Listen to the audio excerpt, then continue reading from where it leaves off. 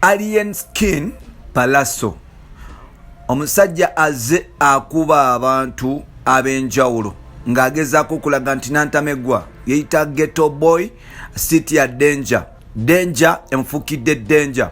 Ensonga ziri ttaano lwaki Pallaso asaze okuba nti ava mu mbeera n'akuba Alien Skin.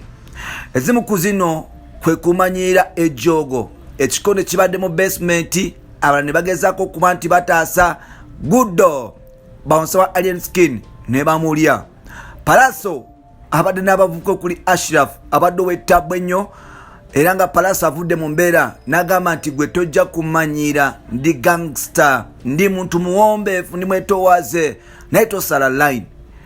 Abamu babitandise okubiteekamu katemba nti stunt, bino bikonde bya ddala, luno lutalo lwa ddala lwe tugenda okuba nti tukutuusaako. Alien Skin adduse ku kabangali enduulu neeraya. Jjukira lubadde lutalo kuba nti bamulya n'okuba nti ne Pallaso bamulya. Pallaso agamba nti sikaki omukwano gulina okubeerawo ne respect erina okutambulira mu mukwano.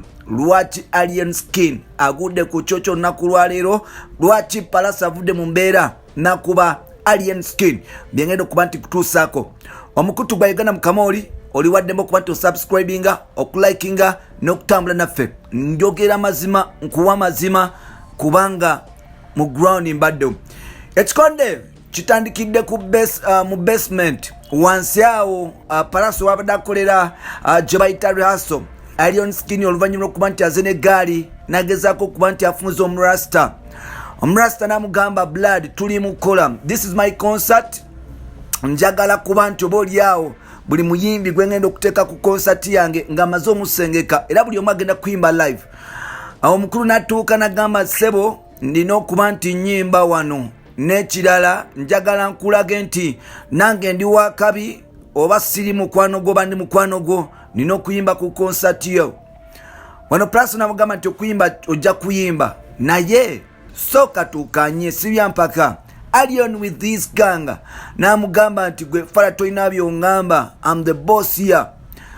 Pallaso nabwe kikyavudde mu mbeera n'amugamba muganda wange nakola ki, lwaki oleeta emivuyo mpola mpola. Alien Skin amanyikiddwa mukuba yakuba promote emba n'aziyuza, yakuba ba bouncers bonna ne bagenda mu maaso n'okuba nti bamunoonya. Era mujjukira ku mupiira gw'amasaza nti poliisi yagezaako okuba nti emukwata oluvannyuma n'emuta ng'amaze okudduka emisinde. Nga leero kyakoze Alien still adduse emisinde ng'addawe mu kizungu. Alien mukuba nti atiisatiisa Pallaso amaze n'aguma n'amugamba blood ensi enno eri olwakwagala nakwagala, saagala kumpisa mu maaso olw'okuba provokinga, nina concert oba nina ekintu nkyaye mu bantu. Jjukira olutalo oluliwo bagamba bamayanja bali violent naye ensonga eva ku ki? Tujjukira saga ya Chameleon eya boda ng'agenda mu ggwaga mu gym concert, abantu bayogera bingi nnyo, abantu batandise okwogera olwaleero. Pallaso agamba nti nze okulwana nkusobola, bwe masaze okulwana nsobola kubanga nkumanyi naye nakuwa ebintu by'okuba nti nwana. Alien Skin agamba nti mu industry tewali muntu alina kyamugamba, amaanyi agalina akubye buli omu. Bannange olunaku lwaleero ngenze nendaba nti osobola okukola buli kimu ekyenjawulo naye waliwo abakusinga oba waliwo abantu abateetaaga kumanya. Within a minute Alien abadde agezaako okuba nti yekyanga, Pallaso n'amulumba n'amufunza n'amulyazi 1-2 awo nno ne bakubira poliisi bamaze okuba nti beefunza nga bagamba nti ojja kundeetera ebizibu. Pallaso asoose gamba saagala kulwana Alien Skin. Alien n'amugamba nze ndi badman ndi mwana wa ghetto, tolina ky'oŋŋamba. Ndi badman ndi mwana wa ghetto, tolina ky'oŋŋamba. Yeno Pallaso kwe kusalawo kuba nti agenda mu maaso n'okuba nti amulumba era bamaze omufunza n'amupa kyoluyi n'amugamba saagala kirala but I only want respect. Wane nno new generation egezaako okulaga wa sabwa zino gye tugenda because bw'otunulira industry ebaddemu emirembe naye nga Alien agenda maaso n'okuba nti aleeta effujjo ku bayimbi banne, ku ba bouncers, ku ba promoter n'emikwano gye era azaakuba abantu ab'enjawulo nga no one nga tewali amugambako, nga buli omu amutya era nga buli omu tayogera ku mbeera ze. Ismail avayo namugamba musajja gwetereze ebyokuba abantu byaggwako ojja kusanga omuntu omuzibu akkube omugenzi Ismail zukira ebigambo yamugamba Allien namutiisatiisa nakola kyanfodde obulamu bwa Ismail ne bugenda bwe butyo. Abantu bangi abavuddeyo kuba nti bakonaiminga violence ya Allien skin naye nga Allien skin tagambwako agenda maaso n'okuba nti abikola. Leero agudde ku Pallaso omuzibu. Pallaso is one of the strongest artists ate omuntu ali understanding n'obusungu nti Pallaso okutegeera ategeera, but when it comes no provoking ennyo avaako. 2. Allien is a Ugandan ghetto boy, but Pallaso is American street thug. There is a difference between being a ghetto boy and a street thug. So Pallaso and his character are differently. He does his things smart and so quick. So when Allien thought agenda kwatakinga Pallaso ng'omwana ali awo bwatyo, yerabidde omuntu alina character ey'enjawulo gye yasalawo okuba nti ateeka ebbali najja amulumbe. Bino nno nze bwe mbadde awo nsese ne ngamba nti Allien lwaki mu bantu bonna asobola okutambala king of the east. Singa olwaleero Allien skin yasobodde okuba Pallaso would have been the weakest artist, weakest boy in the music industry.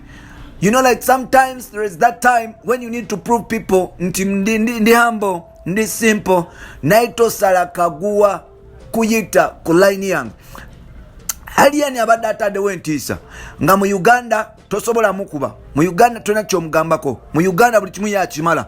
But unfortunately afunye challenge olunaku lwaleero. Omusajja bamufunziza ne bamuteeka mu kasonda ne bamuwa discipline. Omusajja namugamba I want respect. N'agenda nagezaako okuba nti akuba obukonde naye nga bamusazeeko. The two sides, Allien aze n'egaali ye ne bagiteeka nnyala, Pallaso gaali ye ne taking over. Otegedde nti kibadde ekikonde ky'aba street boy. Police bweze nga even the boys are nowhere to be seen. Ngamaze dde okubalya nnyala.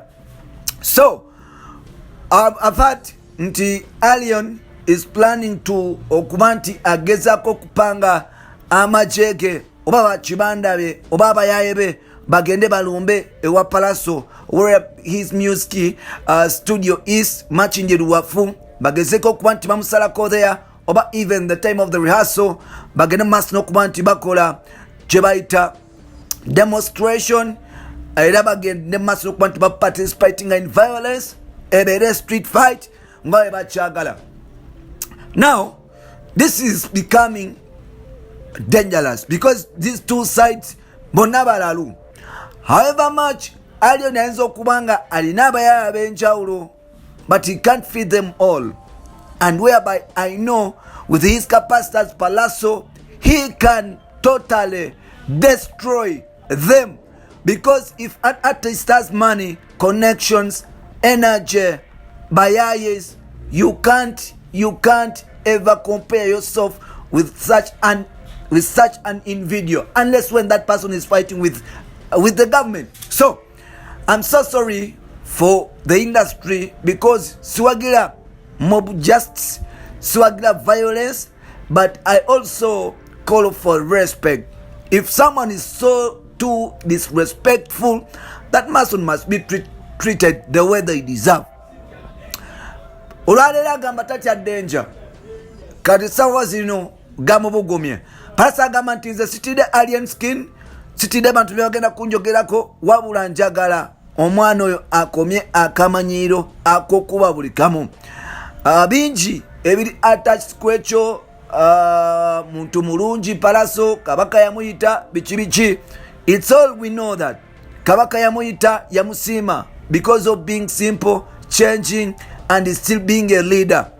So if you want to use that advantage into something that you want to spoil someone's, because if Pallaso accepted Allien to take over, he would have lost his life. Obulamu bwe singa kati Pallaso zembia against Kunta. If Pallaso didn't respond and protect himself in the first place, singa Alien Skin is nowhere to be seen. So, with his integrity, intelligence, knowledge, power, asazo n'abantu Alien Skin mu time. Alien Skin, eno ye time omanye nti oba Batman tebukola. Togenda kuba buli omu mu industry nulira kuleke bulesi ng'okuba. Because the swagira muntu alwana, swagira muntu ayisamu banne maaso, swagira Pallaso, but Pallaso almost akulaze nti osobola okugwa mu ngalo ate endala embi ennyo zisinga ezize. Because he's a simple boy who doesn't fight these days. Pallaso amaze emyaka nga 6 talwana. Why Pallaso alwana kati? Like never provoke someone that you don't know. So Alien Skin bwatyo bafunye ebibye, Kasupa kafunye, nsubira kati ajategera aduse ku police no misinde ddala. If he was right teyali duse misinde, yaduse n'amalayo n'agamba agenze kuleta eggaali. Tujja kulaba ekikodo kino mu part 2 era tujja bikutusaako byonna. Mapita Tambijiso, Namumalamu Ejjoogo, Maxud Junior, made in Uganda. Bye bye.